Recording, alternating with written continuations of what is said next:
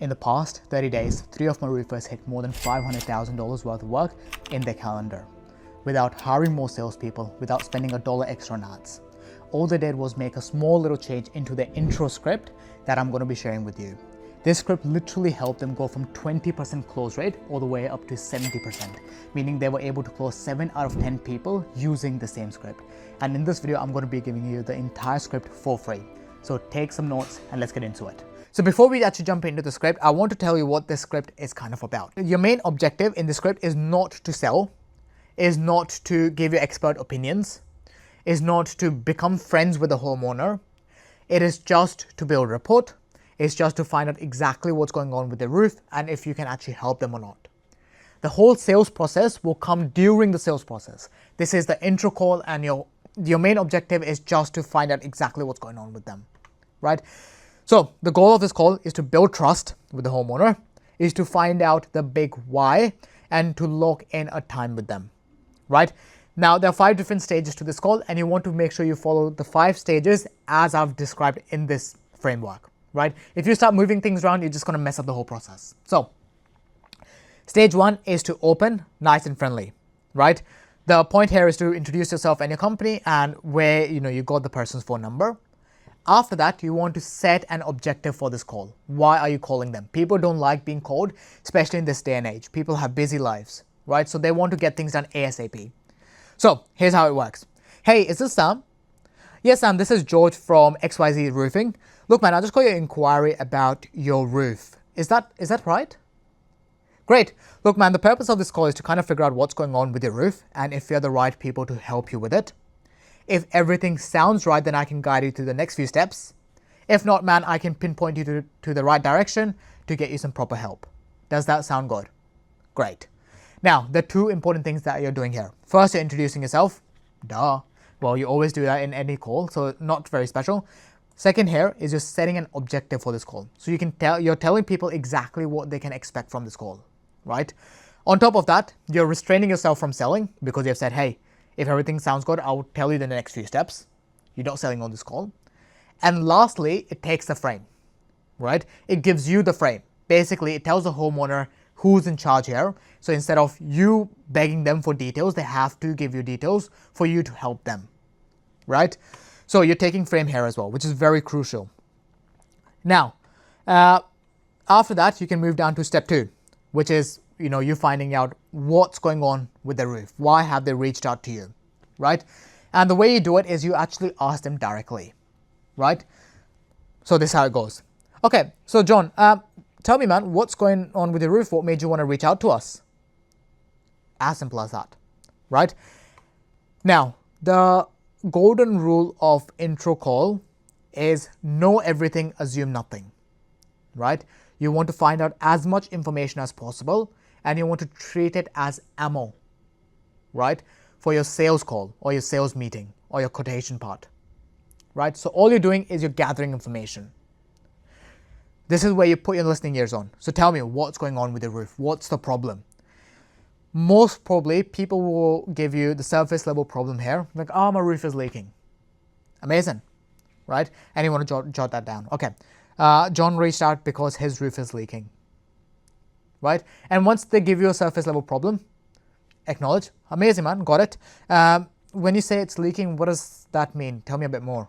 Find out a bit more, right? So ask them to give you a bit more descriptive. The reason why you want to do that is you want to get them to understand that their problem is bigger than what it seems. Because generally, when people have problems in their life, they try to undermine it. Your process or the way you want to do it to sell people is to make sure that they understand the problem fully. And the best way to do it is not you telling them the problem, is them figuring out the problem by themselves. And this is where you say, okay, man, got it. When you say it's leaking, what does that mean? Can you tell me a bit more? Right? So they're reliving the moment when they saw the roof leaking, right? Which is not a pleasant one. Okay.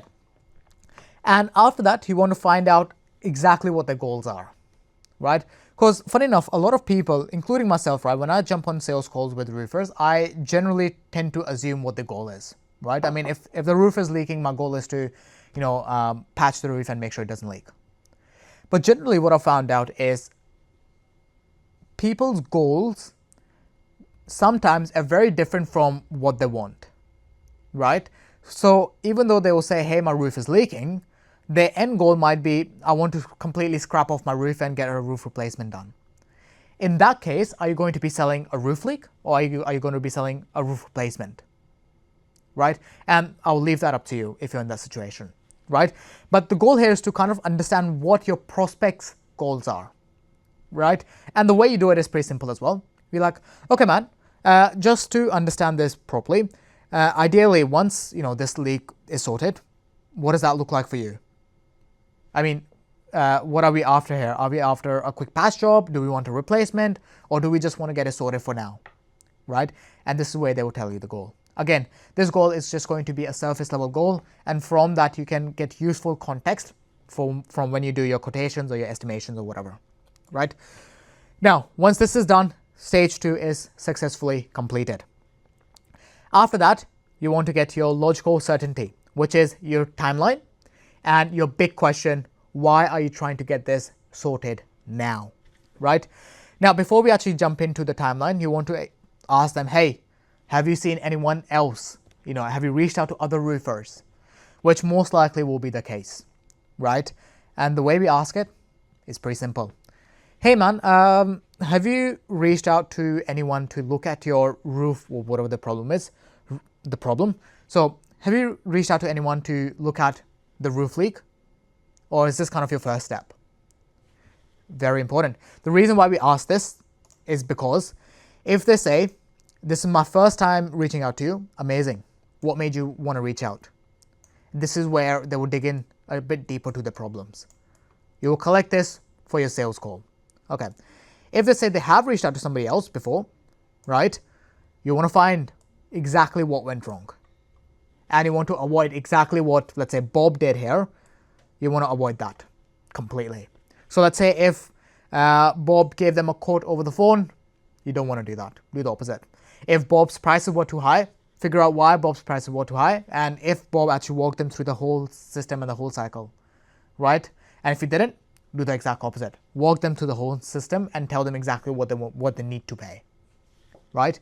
So once you ask them, hey man, tell me a bit more, have you reached out to anyone else? They can answer 2 ways. Yes, I've reached out. Okay, amazing. Tell me what went wrong. No, I didn't reach out. Okay, why not? Boom. Now, the next question after that you want to know is, how long has this problem been a problem for? The reason why we ask this is to find out their urgency, right? What made people want to take action now than taking action 2 years down the line, right? So if, for example, let's say if they've seen the roof leak for the past, let's say 2 months, why did they not reach out 2 months ago, right? Depending on the tone, you will get an idea of their seriousness about getting the job done, right? If they're like, oh man, things have just gotten worse, tell me, what do you mean by worse, right? And they'll start living their pain again, right? And this will tell you, okay, this person is trying to get the work done now, right? Compared to if they don't sound too urgent, why do they not sound too urgent? Do they not care about the roof? Do they not care about the safety of their family? What exactly is stopping them to actually caring about, protecting their roof much more? And the way we do it, pretty simple. All right, John, how long has this, whatever the problem is, how long has the roof leak been an issue for? Is it one of those things that just started happening, or is it kind of developing slowly over time, right? We are trying to look for the exact reason why they jumped on now, right? And if we can find the reason why they jumped on now, we can kind of prevent ourselves from getting an objection in the future, which they might throw at you. That can be something like, I need to think about it, right? And if they do say that, I need to think about it, you'll be like, that's fine, John, take your time, I completely understand that. But just to kind of recollect from our first conversation, you said if you don't take action now, your roof is going to fall apart, right? So you can kind of hold them accountable to exactly what the decisions are as well. Now, moving down to stage 4, you want to do a light impact check, right? The goal here is to ask 1 or 2 questions, is to kind of get an understanding of exactly what's going on with the roof, right? And if the roof has caused any other further problems or not, right? The reason why we do this is it kind of helps us in upselling the homeowner in the future. So for example, if the homeowner sees that the roof leak is not just a leak, but it's also causing some other problems, this is the best time for the homeowner to bring that up. And this way, it doesn't seem like you're trying to sell them because they have come to you with this problem, right? So the way we do it is pretty basic. This is how it kind of goes. Okay, John, has this problem caused any other little issues, right? I mean, are you seeing any ceilings, a mark on the ceilings, any, water getting in somewhere it's not supposed to be, that kind of thing? And if they do open up, amazing, that's a potential upsell that they kind of work themselves into. If they don't, that's fine for now. We will kind of handle that, when we're taking the estimations and stuff. After that, you want to make sure that they are the only decision maker that are on the call with you, but most likely they're not going to be, because a roof replacement or a restoration, we're talking big chunks of money, right? With that being said, there most likely is going to be a second party involved, whether it be the partner, the family member, the friend, whoever.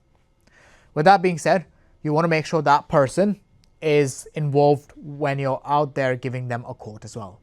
The reason being is because if they're not involved, guess what's going to happen? You're going to spend 40 minutes explaining the whole process A to Z down to the first homeowner, right, or the husband. You're going to spend 40 minutes with them explaining everything. And then at nighttime when he sees his wife, he's going to sit down on the dining table and he's going to tell everything that you have said over 40 minutes in 5 minutes conversation with a big price tag. And guess what the wife is going to say? Can we hold off, on this for, let's say, 2 more months? And that's how you lose a deal, right? So you want to make sure all of the people that are actively involved in making this decision are currently there when you're giving the quote as well, right? After that, you want to book an inspection. Again, very important. The way you want to do it is, again, you need to set expectations as well, because you set expectations at the very start of the call, right? And you want to set expectations at the very end of the call, right? And the way you want to do it, very simple. Cool, man. From what you have told me, I think we can definitely help. What I'll do is I'll get my estimator's name, or what I'll do is I will personally come out myself. I'll take a look. Usually this takes around 20 to 30 minutes. I'll check everything out, and this is where you go over the problem, right? What they've stated. I'll check everything out, including the leak repair or the leak damage that you're talking about. And depending on what I find, I'll be able to give you a price on the spot or shortly after. Right. This way, the homeowner is not surprised when they kind of first see you and you give them a price, or you kind of tell them, hey, it was a leak issue, but now I've seen it. It turns out you need to get your whole roof replaced, right? Because you haven't made any sort of commitment to them, and you kind of explicitly said to them, I will check everything out, and depending on what you find, you will give them a price. So the way you want to end the call is you want to grab these 5 essential things. Number 1, you want to grab their availability. The way you want to do it is you want to give them an option. Hey, does this work? Does this day work better for you, or this? People always go better with options than making a decision, right? So when you give them an option, they're more likely to commit to you. Okay, John, what does your week look like? I mean, does Monday 5 p.m. sounds good, or perhaps even Thursday 4 p.m.? And then from there, they will be able to tell you. And if none of those time work, amazing, man. Just let me know what day are you free, and they will give you a day. Okay, Sunday. Look, for Sunday, I can either do 10 p.m. or I can do a bit down in the evening, right? And from there, you can kind of match on. Second is you want to confirm the address. Very important. Sometimes people, when they're filling out the form, they kind of autofill the address, and the address might be some wrong address, or address from the previous house or something like that. So double check the address. Number 3 is to make sure that this is the best number to reach out to them if something changes. So the way you do it is, hey John, just to let you know, this is the best number for you to reach out if something changes. On top of that, I'll send you a quick text after this call confirming the date and the time when I'm to see you, right? And then you get the confirmation from them on the call, right? So you're like, okay, is there any reason why you wouldn't be able to make this day? So this way, they can't commit out of it. And if they find a reason, I can't do, maybe, I might have to go to a wedding. Got it, man. If, let's say, worst case scenario, you do have to go to a wedding, what's the best day, right? So you always have a day in mind so you can reschedule stuff as well. The golden rule of thumb is you never want to schedule a day for your quotes 3 days out from your intro call. The reason being is because, and funny enough, I was explaining this to my roofer this morning as well. The reason is because everyone has a pain line, right? So what that kind of means is whenever someone reaches out to you, the moment they reach out to you, the pain is at the highest, because that's the reason why they reached out to you, right? So if I'm looking up and I'm seeing my ceiling leak, and I take out my phone and I see my ad, I'm going to reach out. Boom. The pain is at the highest, right? So they've reached out to you. As the day goes by, or the week goes by, or the month goes by, the pain level also drops, right? With that being said, it's way harder to sell somebody when they're down here at the very lowest point of the pain compared to when they're at the very top of the pain, right? And the best periods that we have actually seen is the first 24 hours, right? So if you can get this done in the first 24 hours, amazing. If not, maximum 3 days out. Any later than that, then you would have to restart this whole exact process again, which is not only a pain for you, but also for the homeowner. And if you do the whole process again, obviously your sales number are going to drop as well, right? So 3 days out, that's the golden rule here. Lastly, you want to let them know that me and my team will be sending them text, right?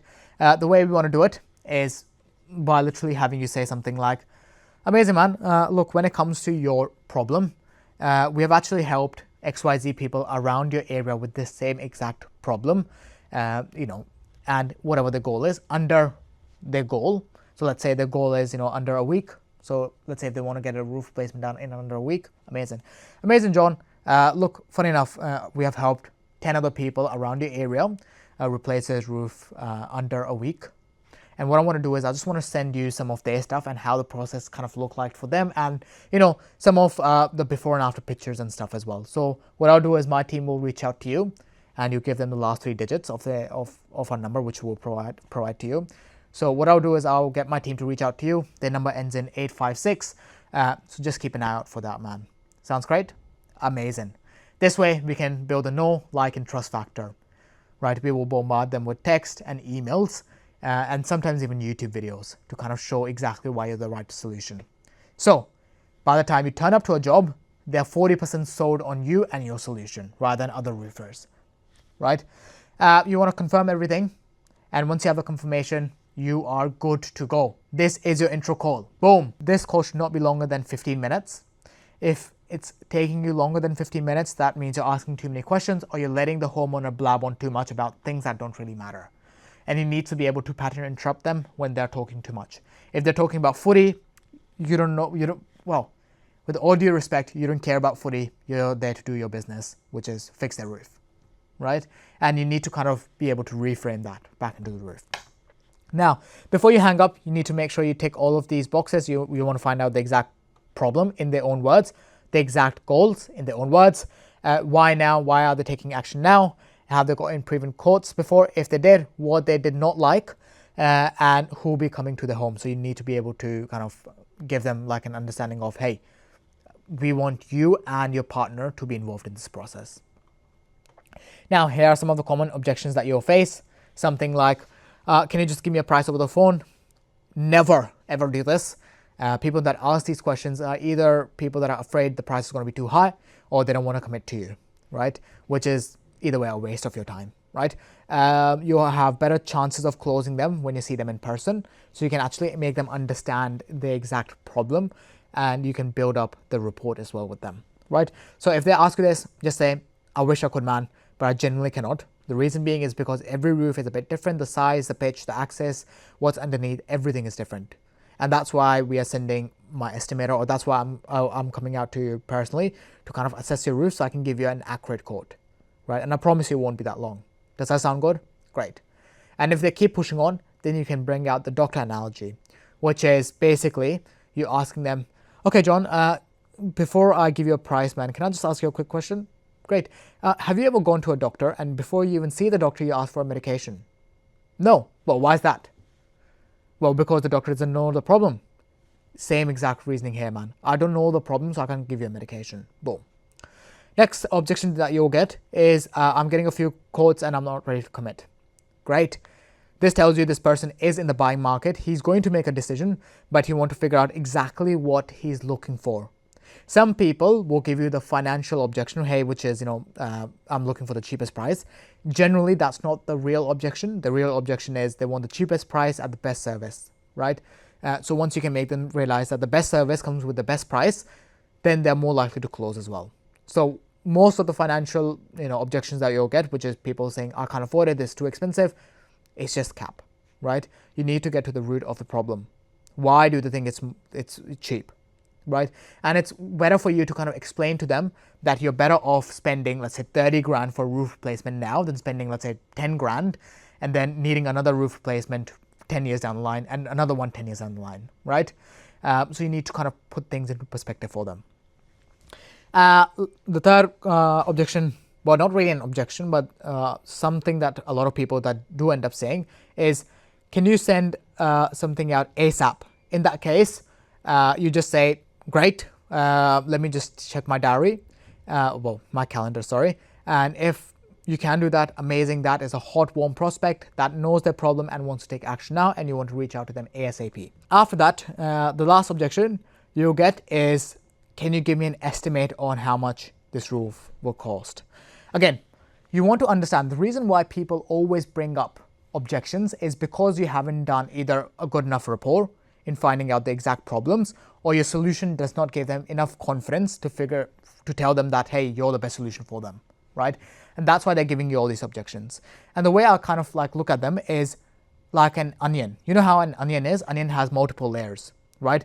And for you to find the real objection, you want to skim through all these layers, right? You want to peel all these layers before you actually attack the main objection, right? And if they keep bringing up the price objection, you want to ask them, okay, well, John, price aside, is there anything else that kind of stops you from taking action now, right? And if there is nothing, you want to double confirm. Okay, are you sure there's nothing else?